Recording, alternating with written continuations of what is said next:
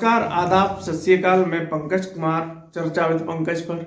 दोस्तों, आपको पता है कि 12 वर्ष बाद हमारे प्रयागराज में कुंभ मेला का आयोजन हो रहा है। यह हर 12 वर्ष बाद मेला प्रयागराज में लगता है। ये अपने आप में हिंदू धर्म की आस्था का प्रतीक माना जाता है।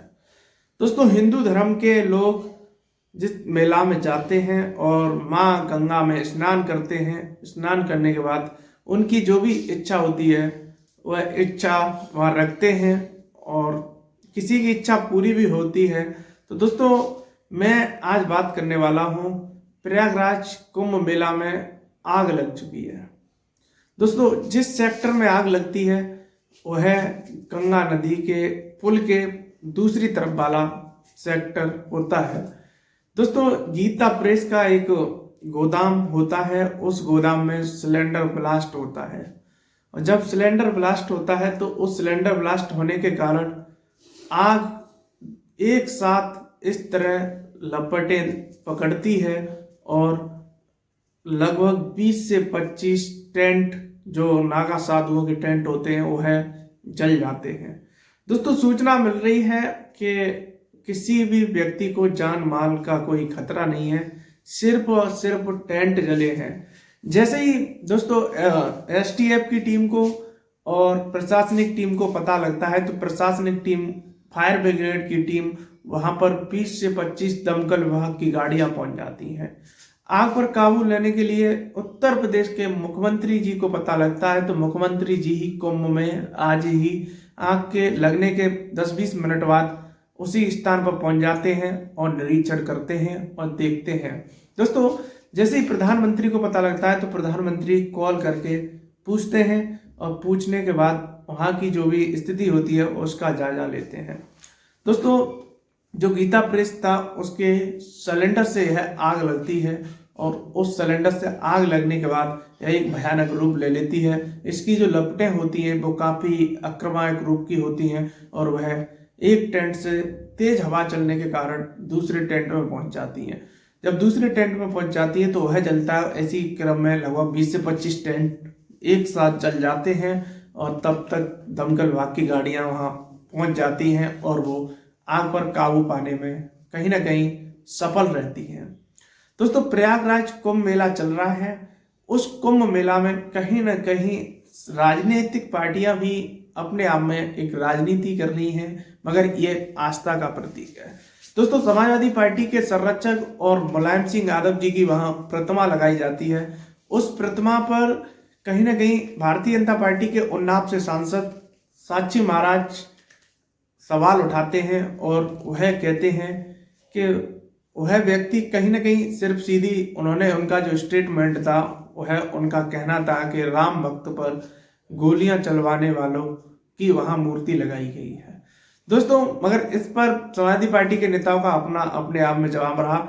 इस मूर्ति का अनावरण जो विधानसभा में नेता प्रतिपक्ष है माता प्रसाद पांडे जी वह अनावरण करते हैं और इस जो मूर्ति वहां लगाई जाती है उन समिति के जो अध्यक्ष होते हैं संदीप यादव की अगुवाई में इस मूर्ति लगाई जाती है और संदीप यादव जी मूर्ति लगवाने के बाद कहीं ना कहीं दोस्तों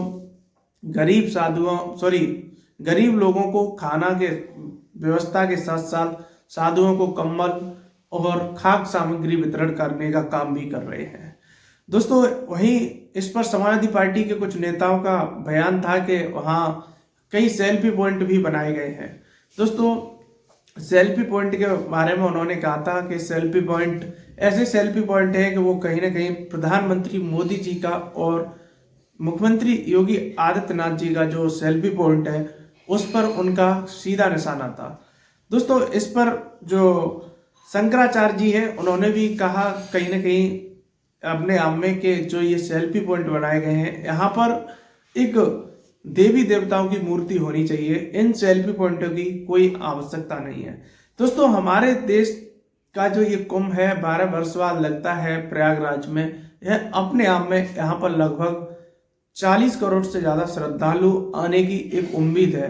दोस्तों, आज रविवार के दिन भी लगभग 40 लाख श्रद्धालु उस कुंभ में होते हैं और तभी एक साथ यह भयानक जो आग है वह लग जाती है और अपना आक्रामक रूप पकड़ लेती है।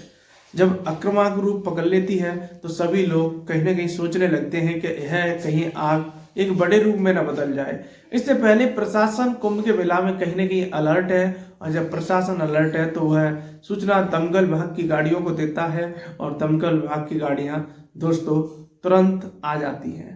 दोस्तों आप इससे पहले मैं बोलूं, यह वीडियो देखिएगा, यह आग की लपटें किस प्रकार थी।